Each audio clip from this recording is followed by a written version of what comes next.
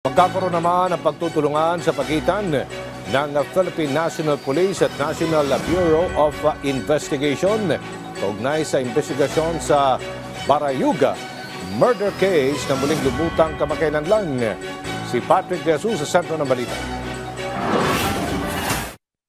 Welcome development sa Philippine National Police ang magiging pagtulong ng National Bureau of Investigation o NBI sa muling investigasyon sa pagbaslang kay dating PCSO Board Secretary, retired Police General Wesley Barayuga na tinambangan sa Mandaluyong City noong 2020. Ang ikakasang joint investigation ng PNP at NBI ay base sa direktiba ni Justice Secretary Jesus Crispin Remulla para mapalakas ang reklamo. Pag pinagsama natin itong mga information and evidence on hand, ay mas mapapalakas po natin yung kaso natin against yung mga personalities mentioned by Lieutenant Colonel Santi Mendoza. Handa rin ang PNP na ibahagi sa NBI ang hawak nilang case folder kaugnay ng investigasyon sa Barayuga murder case. Sabi ko nga, this is a welcome and good development on the part of the investigation because the NBI might have in their possession some evidence that would further supplement po yung ating nakahandang complaint po.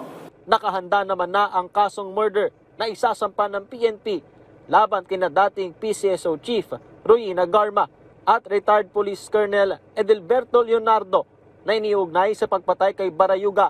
Sa ngayon ay hinihintay lamang na mapirmahan ng asawa ni Barayuga ang affidavit. We don't want to mention po kung saan po yung location niya for security reason. They're very thankful po sa efforts po ng PNP. I'm sure with this development, mas mapapalakas po natin yung kaso po natin laban dito sa mga taong minention po ni Lieutenant Colonel Santi Mendoza po. Idaragdag din bilang complainant ang nakaligtas sa driver ni Barayuga sa panambang.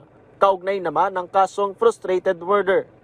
Patrick De Jesus para sa Pambansang TV sa Bagong Pilipinas.